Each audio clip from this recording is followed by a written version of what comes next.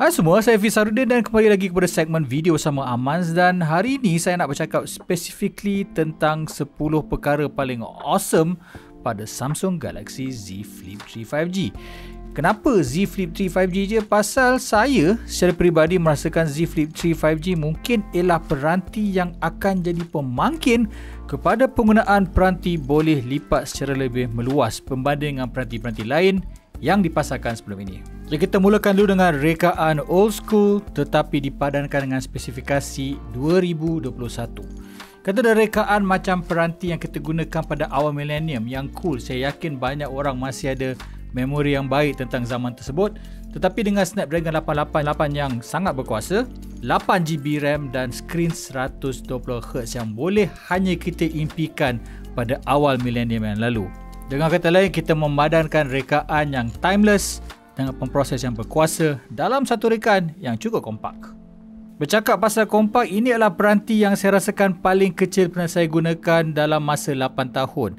Dalam posisi tertutup, ianya lebih kecil daripada tapak tangan saya dan hanya setebal 2 peranti. Bagi perempuan, saya rasakan ini benda yang paling diorang nak. Ianya hampir kelihatan seperti compact powder. Bila masuk dalam beg yang kecil, masih lagi muat. Tahap keselesaannya saya bagikan 10 out of 10. Seterusnya kita bercakap pula tentang design, pasal di pasaran Malaysia tak ada peranti lain seperti siri Z Flip setakat ini. Z Flip 3 menawarkan keunikan bagi mereka yang nak something new, something fresh. But at the same time, tidak ada kompromi dari segi rekaan dan juga ciri-ciri tambahan yang ada pada peranti lain. Perkara keempat yang saya suka ialah cover screen yang lebih besar. Last year saya komplain kecil sangat sampai tak nampak apa benda. Kali ni 1.9 inci boleh nampak multiple lines bila dapat notification. Tak perlu lagi nak scroll up and down, hanya nak lihat apa yang anda terima at a glance. Kemudian anda boleh kawal muzik terus pada skrin luar, menjawab telefon dan terdapat pilihan pelbagai widget yang anda boleh customize sendiri.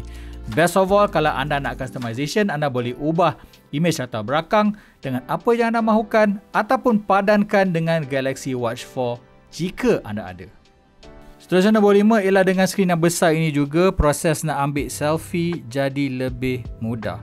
Double tap butang kuasa 2 kali untuk melancarkan kamera dan skrin luar ini akan jadi viewfinder dan anda boleh cari the right angle untuk ambil the best selfie tanpa perlu membuka telefon terlebih dahulu. Seterusnya dah bercakap pasal skrin luaran, kita bergerak ke skrin dalaman ini pula. Dekat Twitter orang tanya saya, Obey, skrin 22.9 ni apa je bagusnya? Tak ke panjang sangat? Saya disagree. Pasal dengan skrin 22/9 ini ada beberapa advantages. Pertama sekali, kalau anda macam saya suka guna split view dengan 2 aplikasi dipaparkan serentak, skrin lebih memanjang memastikan lebih banyak ruang untuk menggunakan 2 aplikasi tersebut. Kemudian at the same time, kalau anda juga macam saya suka tonton movie pada aspek ratio yang sebenar 20/9, dengan tonton Netflix misalnya, anda tak perlu lagi ada black bar on both side ataupun atas dan bawah kerana diperlihatkan pada aspek ratio yang sebenar untuk the best in cinematic experience. Perkara ketujuhnya pula ialah sekali lagi berkaitan dengan skrin, iaitu ultra wide gaming, benda yang agak rare untuk dinikmati pada sebuah peranti mudah alih, tapi dengan mudah anda boleh nikmati dengan Z Flip 3.